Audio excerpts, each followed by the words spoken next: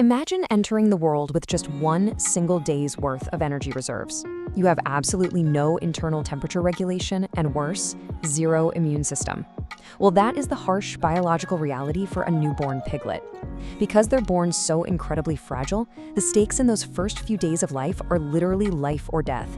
In fact, based on swine management surveys, an average of 9.4% of piglets born alive just don't survive to weaning.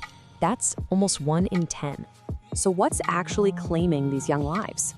Well, there are two massive hurdles that caretakers are constantly fighting against. Nearly half of all pre-weaning deaths, 48.7% to be exact, happen simply because the piglet is accidentally laid on or crushed by the mother sow. Another 20.5% die from starvation, and staggeringly, over half of these losses happen right out of the gate, in just the first 2 to 3 days of life. Welcome to This Explainer. Today, we're zooming in on this critical, high-stakes phase from birth to weaning. As we'll see, piglet survival isn't just about letting nature take its course. Far from it. It's a highly managed, intense science where caretakers have to act swiftly and systematically to give these animals a fighting chance. Okay, let's dive into this. Here's our roadmap for understanding how producers navigate this survival window. We'll start with the vulnerable newborn piglet, move into the immediate triage of colostrum and cross-fostering, check out the clinical processing pit stop, look at disease management, and finally, prep for weaning. Section 1. The vulnerable newborn piglet. The stakes right at birth. Literally, the second a pig is born, a ticking clock starts. These newborns are completely at the mercy of their environment and their mother. They hit the ground with zero antibody protection. Their little bodies hold only enough fat energy to survive for roughly 1 day. And to complicate things even more, they just can't regulate their internal body temperature for the first few days. Any chilling or slight drop in milk supply, it immediately compromises their life. Because of these severe biological disadvantages, caretakers essentially run a fast-paced medical triage right at birth. They divide piglets into two broad categories. First, you've got your normal piglets. These guys are on their feet in a minute or two, suckling in about 15 minutes, bouncing from teat to teat, and generally thriving. But then you have the disadvantaged piglets. These are the ones who might have been oxygen deprived during a long farrowing, maybe they weigh less than 2.75 pounds, or they got severely chilled. They're slow to the udder and easily bullied away by stronger litter mates. They need human intervention right away. And this perfectly highlights one of the biggest environmental puzzles caretakers face right out of the gate, the microclimate clash. See, the mother sow needs a cool, ideally 60 to 65 degrees Fahrenheit, so she stays comfortable and avoids deadly heat stress.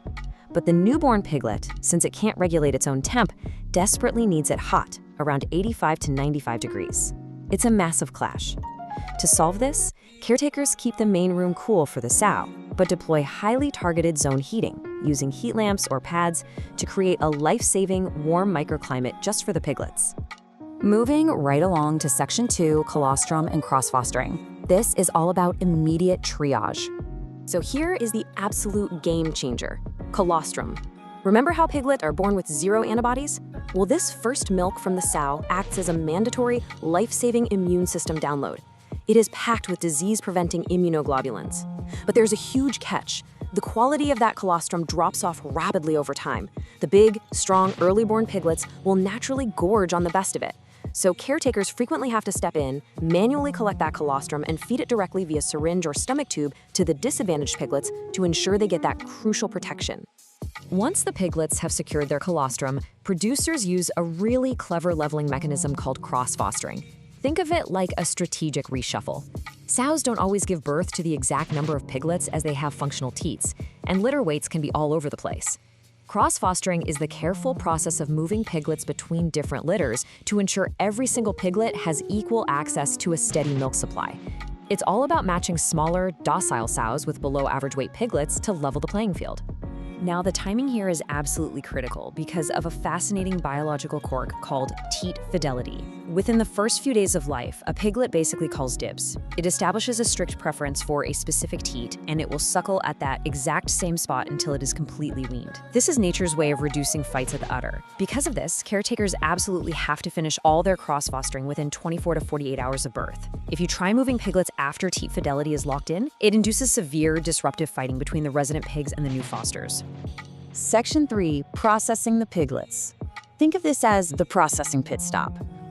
This is that fast-paced clinical tune-up phase, done in the first few days to ensure the long-term health and market viability of the animal.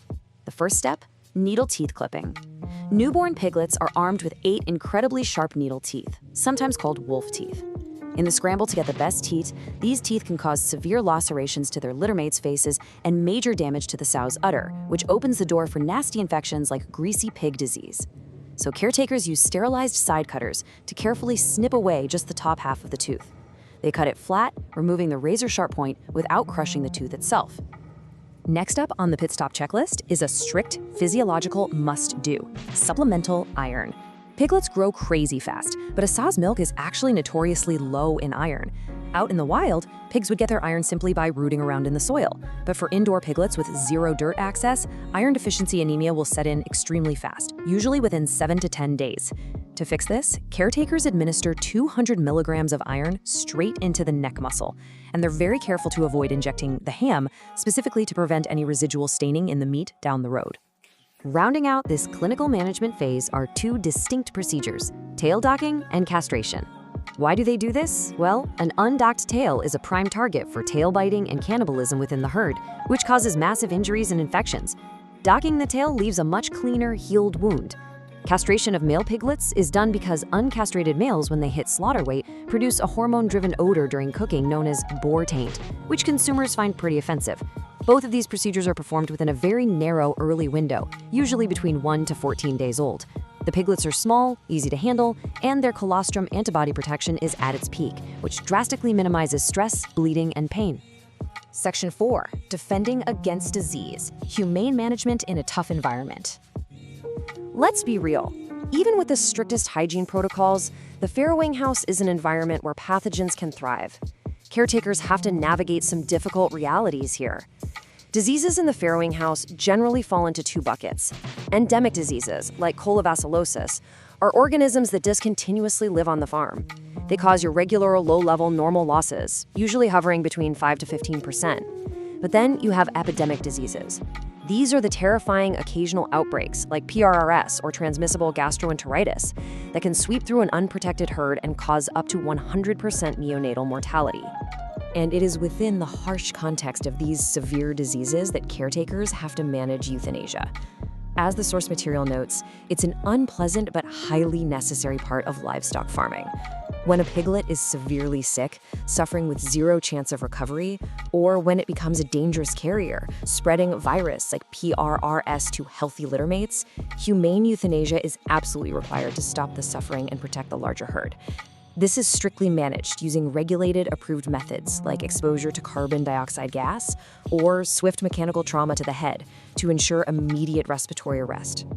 Finally, Section 5, preparing for weaning: the road to independence.